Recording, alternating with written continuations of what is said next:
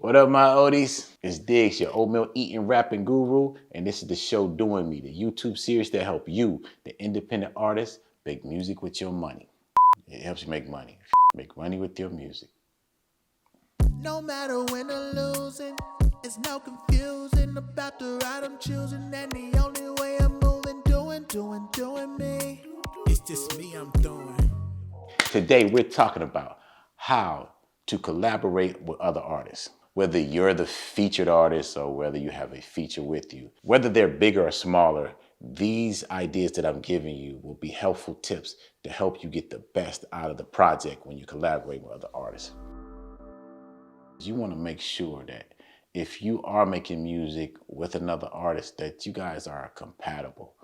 I've had a lot of friends that are in the music business that have a lot of nightmares for paying for features for big artists that they necessarily don't have the same fan base or the same type of music that they're making. The song is the thing. What you're making is the most important thing. Like on some cases, you may be dealing with an artist and you feel like you should do the hook or they should do whoever sounds best at doing the hook or sounds best at making the song a great song. That's who you want to use everybody's strength. One of my very first collaborations that I did came with two great artists, my good friend Minx and my good friend Los. Minx is an excellent singer. She has a great pop voice. And Los he has a southern drawl, like nice flow to his rap. And together we did this song called At the Table. We actually got this song to go #1 on college radio. The first thing that we did was make sure when we wrote the song that it fits everybody's genre, that everybody that contributed to the song was being marketed on the song, that it fit their brand. So if someone hears the song, they got an idea of who that person was.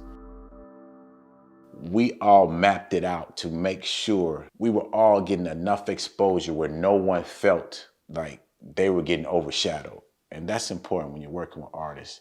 You want to make sure that everybody is getting their rightful share of what we're doing. And how we do that is discussion. That's the important part. Because whenever you're collaborating with other artists, there will always come the prisoner's dilemma. Side note, what is the prisoner's dilemma? Prisoner's dilemma is this. You and another guy commit a crime. The police catch you guys, but they can only convict you of the lesser crime. So they put you guys in a separate room. You have like 4 choices what can happen. If both of you tell on each other, you'll get the maximum crime. You'll get 8 years. If you tell on that person and the other person keeps quiet, then you will get off scot-free and that person will get 3 years. If that person tells on you and you keep quiet, they will get off scot-free and you will get 3 years. If you both keep quiet, you both get 1 year. Social scientists will say that the best case scenario would be that you both stay quiet. This story is going pretty long, so the lesson behind that is we should have communication between each other, so no matter what comes up, we don't get the maximum. How do you connect with artists that you are collaborating with? Well, for me, as I go through the studio, I constantly was passing these different artists. They make music, I make music. I simply boldly ask, what do you do? They say, I sing. How about we collaborate? Sure. That's how I did it. You simply just reached out to artists that pass me by every day. If you're an independent artist, you're in the studio all the time.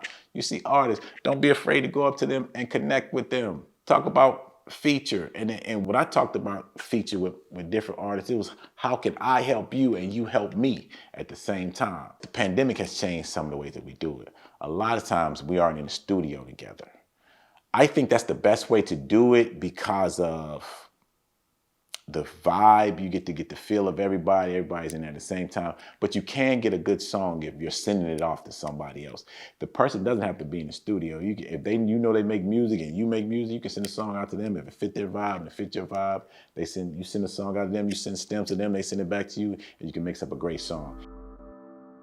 I also want to talk about some of the warning signs of when a collaboration isn't good for you. If you don't, if you're listening to the song and this artist and the song doesn't fit your brand, or you don't see yourself being promoted on that song, step away from it.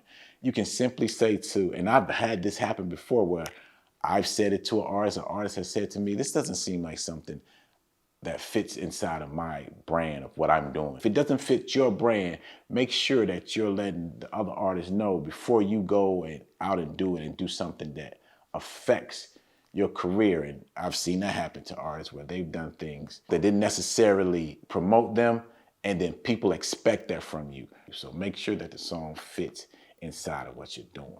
To help you out with situations like this, I've created the Ultimate Independent Artist Checklist. Click on it down there in the link below and get all the information to help you when you're making these collaborations, you know what I mean, to get money with your music. And as always, don't forget to like, comment, and subscribe.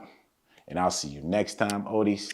Your boy Dyggz, I'm out. No matter when I'm losing, it's no confusing about the ride I'm choosing, and the only way I'm moving, doing me. It's just me I'm doing.